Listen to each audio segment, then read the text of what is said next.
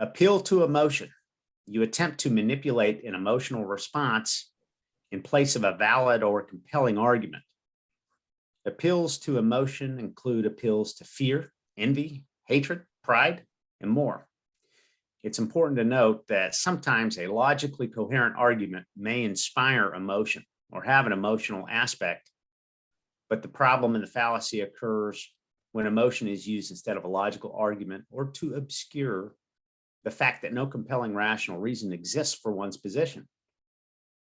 Everyone, bar sociopaths, is affected by emotion, and so appeals to emotion are very common and effective argument tactic, but they're ultimately flawed, dishonest, and tend to make one's opponent justifiably emotional. I think the point here, Matt, and this is a big one, I've seen it when I am engaging in debate with folks on Facebook in particular. Of course, it's a common place to engage in arguments these days. People don't understand their emotional feelings about a subject offer zero insight into whether their proposition is that they're arguing for is right or wrong. Emotion cannot prove the logical validity of an argument or the truth of a subject. And I don't know, it seems like people have such a struggle understanding that. They think if we seem to see it all the time, especially in politics and in events that are taking place, I think, in this country and in the West right now, it's strongly correlated to, well, the way it feels and the emotion it brings rather than to the reason or logic of a problem. Yeah, in order for your argument that you're making to be logically valid,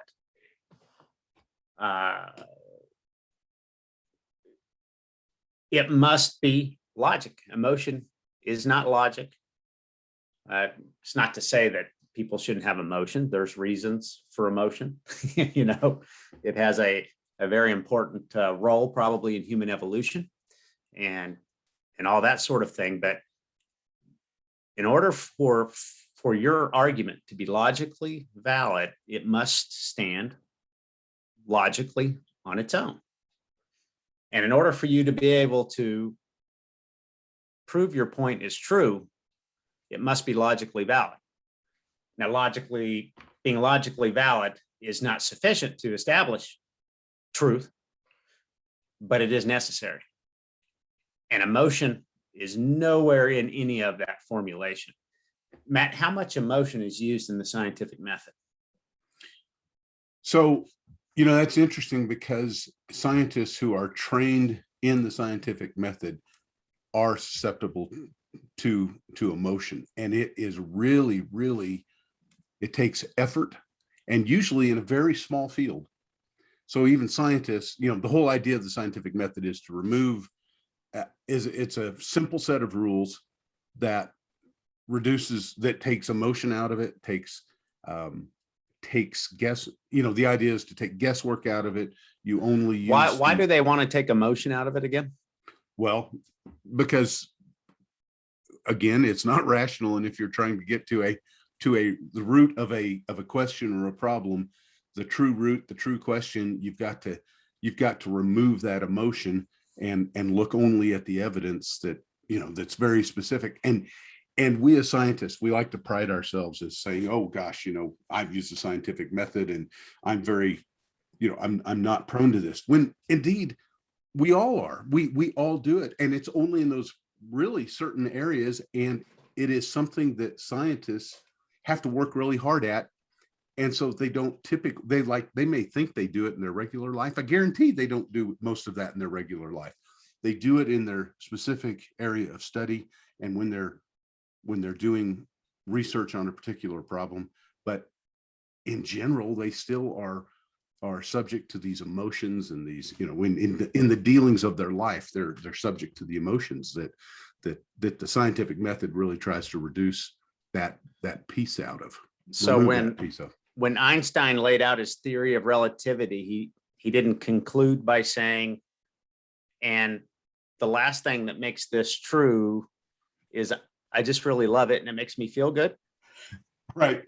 And actually, speaking of Einstein, there's kind of an interesting little piece, in his special theory of relativity, his first one, where he's looking at the expanse of the universe and, they're figuring out all that stuff at that point.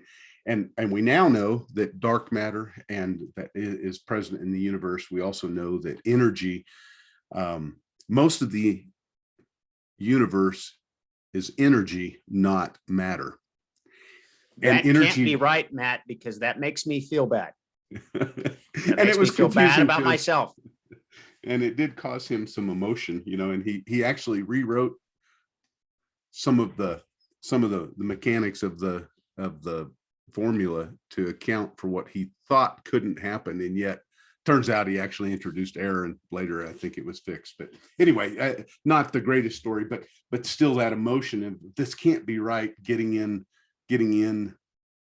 into a one of the most brilliant minds of history. So I would argue, that maybe I'm wrong, but it seems that there was this can't be right, and kind of trying to correct it and trying to change it when really the evidence was showing something else, but it was just couldn't believe it. Well, hey, emotion maybe does have an important role, Matt. It's when the scientist experiences some important breakthrough and they have their eureka moment, right? There's some elation and some joy there at what they have found.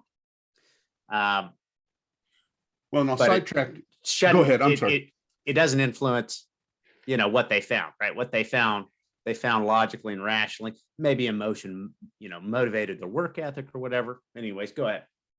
Yeah, but, and since we are talking about it, emotion is this incredibly powerful, from an evolutionary perspective, it's incredibly powerful on us, and it has its really good and important value to us.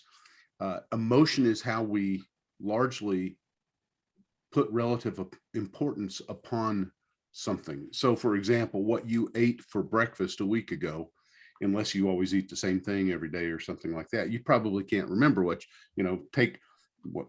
take last Thursday. You probably, without some serious effort, and that's only a few days ago, you probably cannot remember what you ate for breakfast. However, you probably can remember what you ate at your wedding reception. You remember, very emotional moments easily, right? Like when you gave me an F on one of my tests in your course. I've not forgotten that, Matt, because of how you made me feel, you prick. Anyway. But emotion really is important. It's a powerful driver. It is. And it's there for a reason.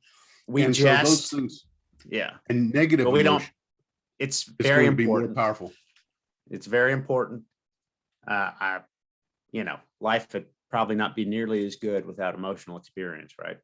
And at times not nearly as bad either.